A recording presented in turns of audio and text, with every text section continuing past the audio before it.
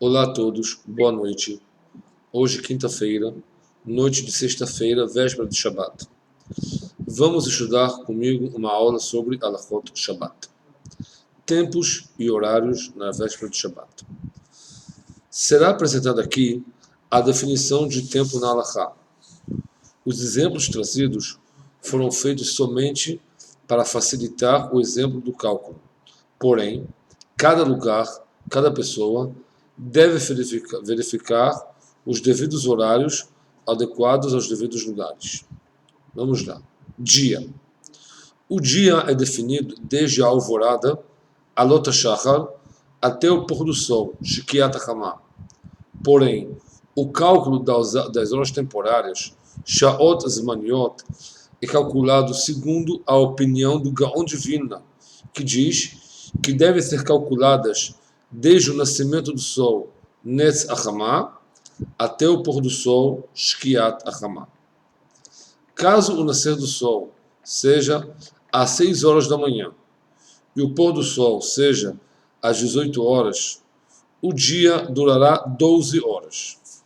O dia é dividido em 12 partes, sendo que cada uma das 12 partes é considerada como uma hora temporária, que no caso ilustrado, cada hora temporária é de 60 minutos. Então vamos lá. Vamos trazer aqui uma tabela de definição de tempo e quais são os devidos horários, tudo isso adequado à véspera de Shabat. Chatzot, do dia e da noite. Exatamente metade do dia e da noite, segundo as horas temporárias, que segundo o exemplo trazido acima, são as 12 horas da manhã ou a meia-noite.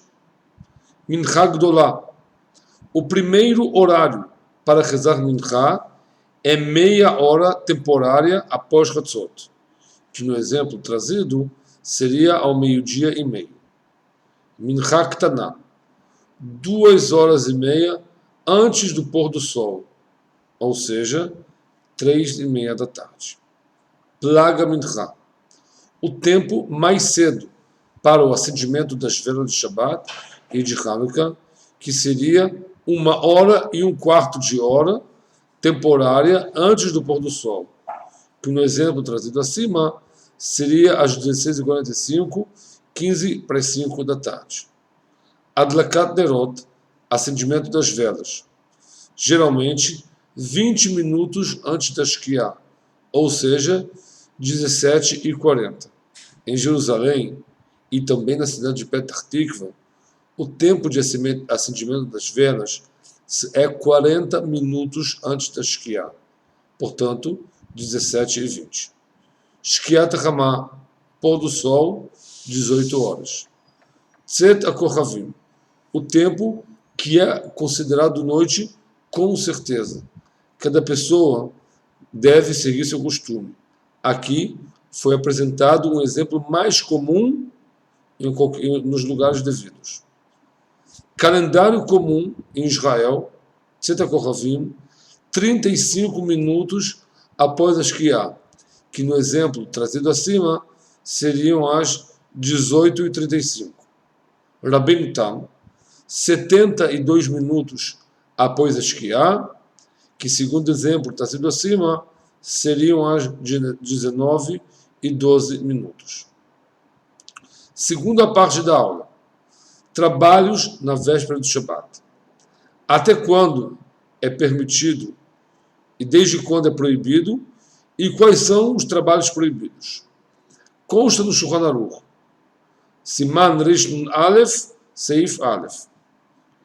A pessoa que faz um trabalho fixo na véspera do Shabat, desde o tempo de Minchá Ktaná, segundo o nosso exemplo acima, desde as 15h30, não terá brachá nesse serviço.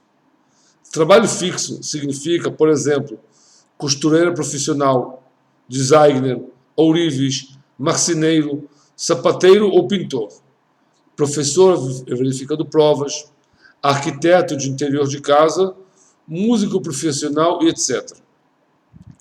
Até quando é permitido e quais são os trabalhos permitidos? Primeira parte, trabalho necessário para o Shabat, são permitidos empregada doméstica, arranjador de flores, preparador de kugel, organizador de eventos para o Shabat, obviamente, vendedor de produto descartável, padaria e confeitaria, lojas de bebidas, etc. Esses tipos de serviços podem ser feitos até em próximo do Shabat, com a condição que a pessoa tenha tempo para preparar-se dignamente, com alegria e tranquilidade para o Shabat.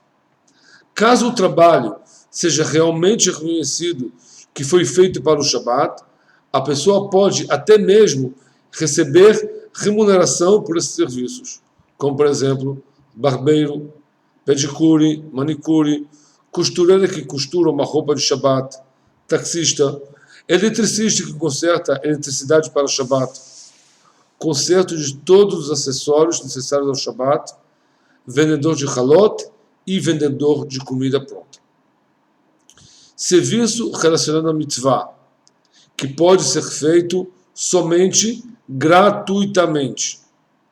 Preparação de tzitzit ou tefilin, escrever mezuzot, escrever Sefer Torah, escrever e digitar palavras de Torá.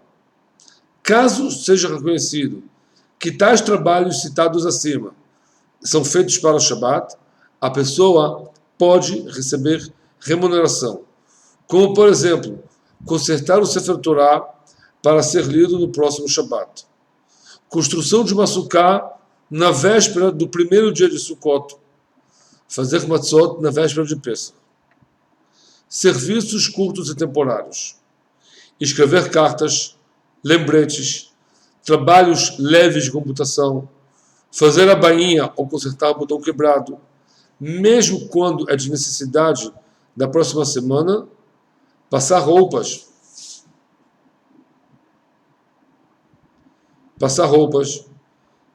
passar uma ou duas peças de roupas, regar o jardim, consertos leves em casa, todos esses são permitidos de serem feitos até a entrada do próprio Shabat.